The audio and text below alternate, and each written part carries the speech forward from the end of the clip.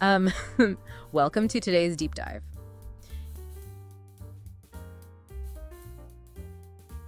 If you picture a $20 million mega mansion, you probably imagine, well, this rigid, sharp-edged glass box. Right. Something very safe,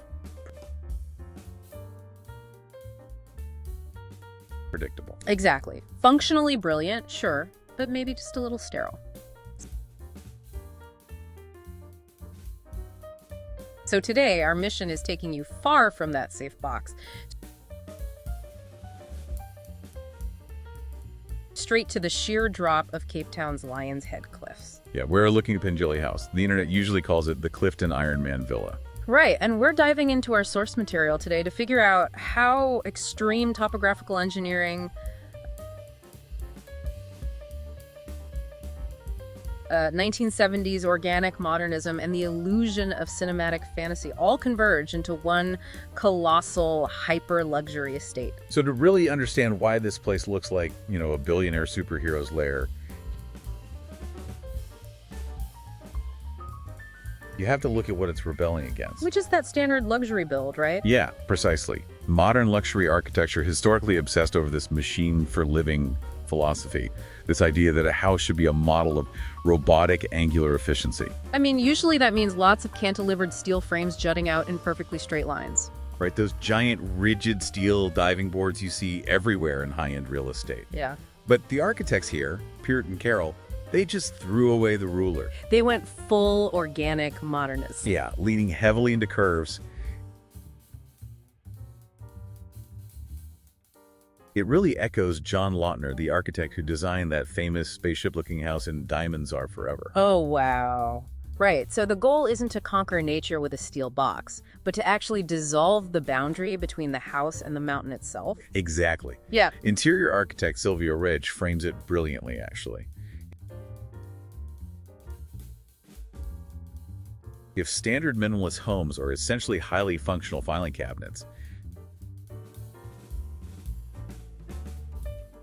Pengilly House is a Concorde jet. Wait, I love that analogy, but not just in terms of looking sleek, right? Because a Concorde is shaped by the extreme physics of Mach 2 flight. Yes, and Pengilly's sweeping curves are actually a structural response to its environment. I mean, when you're perched on the side of Lion's Head, you're fighting intense coastal winds and, well, sheer gravity. And those curves help deflect that wind, rather than standing as a flat wall against it. That aerodynamic necessity dictates the entire structure. Right, but building a 17,000 square foot footprint on a sheer drop, I mean, how do you even attempt that? Well, the real challenge is gravity. To even start, they had to consolidate a massive, extremely rare triple lot just to carve out a usable platform. I'm still trying to wrap my head around the physics here. How do you stick a house that massive onto a steep granite cliff without it looking like a heavy, oppressive fortress that's, about to slide down the mountain? You use the mountain itself.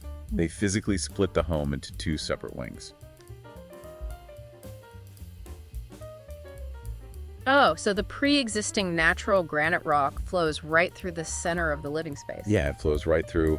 From there, they split the architecture into two vertical zones. The bottom is the geological base. Built from rugged local sandstone, I imagine. Exactly, which visually and structurally anchors the building into the cliff face. That base hides all the heavy structural support. So it forms a massive natural pedestal. Yes, and perched on top of that heavy base are the flying ribbons. These sweeping bands of offshutter concrete. Right, meaning the concrete is left raw and textured exactly as it came out of the wooden molds, giving it this earthy, unpolished feel. And combined with slanted glass tilting outward toward the ocean, these upper levels look like they are floating weightlessly.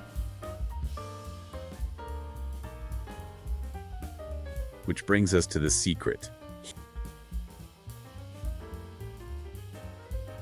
Hidden inside that heavy sandstone base. Right, because if you build on a sheer cliff, how do you manage driveway access?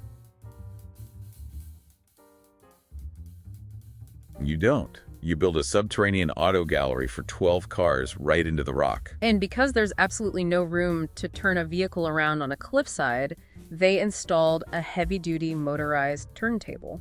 Yeah, the supercars drive in, rotate, and drive out. The engineering there is impressive, but the theatricality is what really elevates it.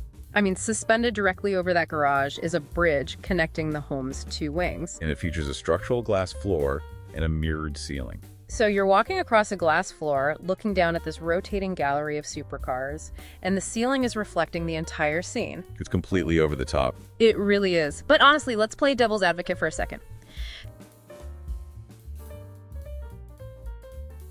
Spending millions to carve a rotating Batcave into solid mountain granite just for a vacation rental. It seems extreme. Yeah, does the math on that actually work out? That sounds like a pure vanity project, not a smart investment. It sounds like vanity until you look at the set jetting economy. Set jetting, right. Travelers seeking cinematic backdrops. Exactly.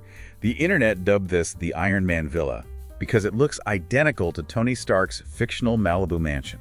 Even though it has never actually been used as a Marvel filming location. Right, but that specific aesthetic drives an entirely new economic model.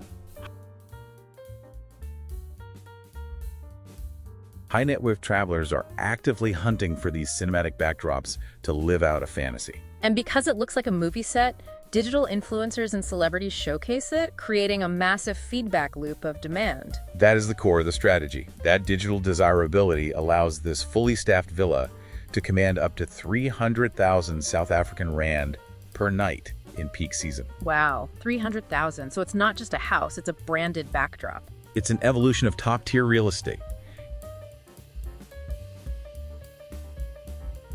It's no longer just about location, it's about inhabiting a recognizable narrative. Which is wild to think about. A house designed to look weightless, anchored to a cliff, built entirely to fuel a cinematic fantasy. It definitely redefines what a home is meant to be. It does, and it leaves you with a really fascinating question to ponder as the set jetting trend takes over ultra-luxury real estate.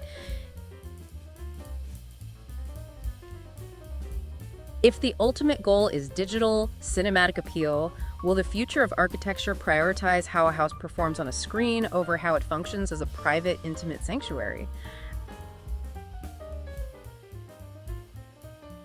I mean, are we building homes to live in, or are we just building sets to be seen in? Something to think about until next time.